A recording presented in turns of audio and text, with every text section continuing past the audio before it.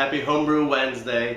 First off, I want to start off with thanking all you guys. Ever since I posted this past Friday an update video, a ton of you have posted your videos for the promo, and more coming by the hour.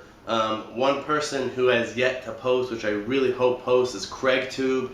So if he posts his Homebrew Wednesday this week without posting an intro video, please comment on his video. Get as many of you comment on his video to get him to make one, because a lot of you have named him as one of your main influences for starting homebrewing, or he helped you out a lot when you got into homebrewing, or he's one of your favorite people to watch on Homebrew Wednesday. So out of a lot of the key players in Homebrew and the YouTubers and Homebrew Wednesday community have already posted, and a lot of you, the newer guys, have posted. So please, the one guy I still need from this is Craig Tube. So if you can do that, and also cheers to all the new subscribers that I've gotten as a result of those videos as well. So getting into the updates, today's Tuesday. I bottled my breakfast stout with the Black Label coffee from Pablo's Coffee. I'll put a link to their website below. Before I get into that, actually, about the coffee, I have a lot of updates and a lot of footage. I don't know how much I'm going to use, because just, you know, with their first batch of new equipment, it gets really hectic. But anyway, just as a synopsis, I cold pressed three blends that I got, the three blends that I got from Zach Christopherson of the Chain Reaction Brewing Company. They're Sidamo, their Black Label, and their Papua New Guinea. They all ended up, after cold pressing, they all pretty much tasted the same. And Zach told me that would happen, so I just wanted to use whichever one I thought would do well with the beer, and we were going to go with Black Label to begin with, so that's what I went with. And when I scaled it up after doing the tasting, which I might show you a little bit of footage from, my calculator said to use 14.5 ounces of the concentrated cold pressed coffee, but since I didn't want it to be too strong, I used 10 ounces instead, and it'll age out, and I think it'll really complement the beer a little bit more over time with using 4.5 ounces less of coffee, and it won't overpower the beer as much over time. Because some coffee beers, as they age, they're still very coffee forward, and I want it to be more balanced. So then, so out of the batch, I got 42 12-ouncers. A couple I think were like Celebrator double bock bottles, so they're probably 11 ounces. And then I got one 22-ounce bottle. So for like a little over 4 gallons, getting 42 bottles plus 122 is a lot of beer anyway. So if I didn't get the full 45 or 50, you know, this is my first batch. I don't need 50 bottles of it, especially because I don't keg. Originally, I was going to sell my old beer fridge from my old apartment before I got married to one of my former roommates, but I decided that I want to try to convert it to a temperature-controlled fridge, because, as you know, I had a lot of issues with temperature with the stout. So it's going to be a little tedious. I might actually add like a collar to the front, because it just misses the mark with fitting a 6-gallon carboy or a 6.5-gallon bucket. So that's a work in progress. So my next beer might be Belgian, just because they can ferment at a higher temperature, and I won't have to worry about it as much. But on that line, the next brew, which will either be the black IPA I told you about, or a Belgian, or something else, which I'll tell you about if I decide something else. I got a bunch of hops from Yakima Valley Hops today. I didn't even know he was sending them yet. I guess he just sent whichever ones he had, and then when the rest of the 2013 crop comes in, he'll send me the rest. So here's a picture of that, of which hops he sent.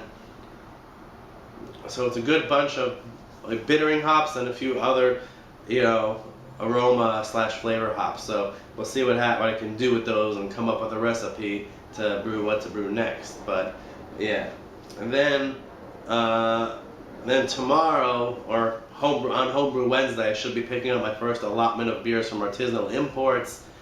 So I'll post.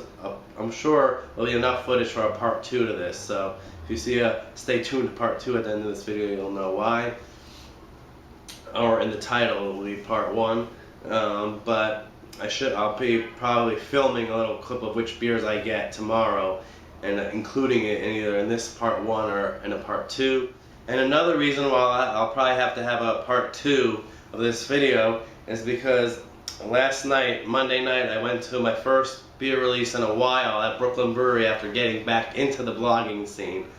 And I was going to interview Garrett Oliver, the brewmaster, and Steve Hindy, the founder of the brewery, who I was surprised to see there, but I was really just trying to take it in the scene and get myself back acquainted with the people that I know from around the New York craft beer scene. And the release was for a smoked porter called Fire and Ice.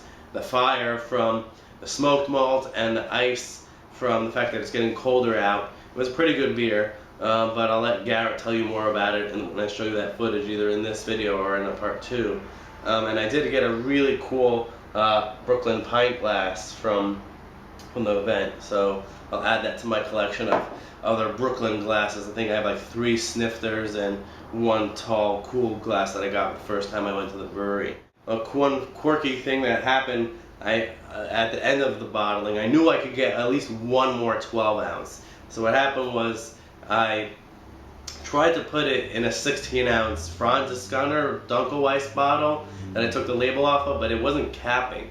So I poured it, I quickly poured I cracked open a bottle of Samuel Adams Oktoberfest, poured it into the glass, and then washed it out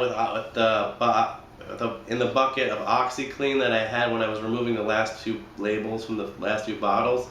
And then I rinsed it off with hot water to get the OxyClean off, and then I sanitized it and bottled it. So just to get 1 last bottle. So that's why I'm drinking this beer. I wasn't going to drink today because I had a lot last night at the Brooklyn Brewery, but you know, a beer's a beer, and I'm going to enjoy it at the end of bottling. I think I deserve it. And then, lastly, before I show you the footage and the pictures and everything, this is the Stout, the leftover of the 12 ounces that I took out to test the 3 coffees, and it's really chocolatey and really fruity, almost like blueberry-like, not like a tart blueberry, like a sweet blueberry pie flavor almost. And I really feel that it has I really feel that with the great mouthfeel it has. I did use 3 ounces of priming sugar instead of 4 to make sure that it wasn't too carbonated. And it has a really nice mouthfeel, creamy, velvety mouthfeel now. And I think that over time the coffee will really mellow and blend in with the chocolatey coffee oatmeal stout that's under it. So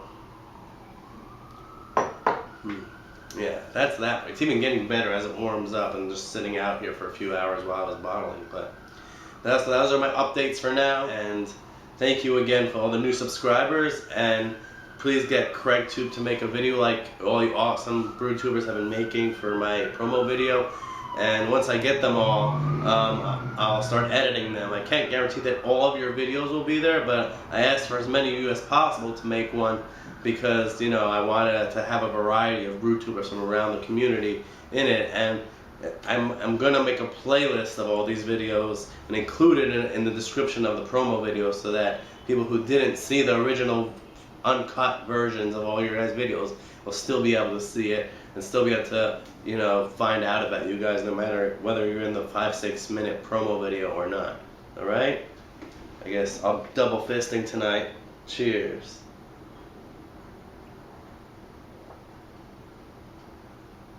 Oh yeah.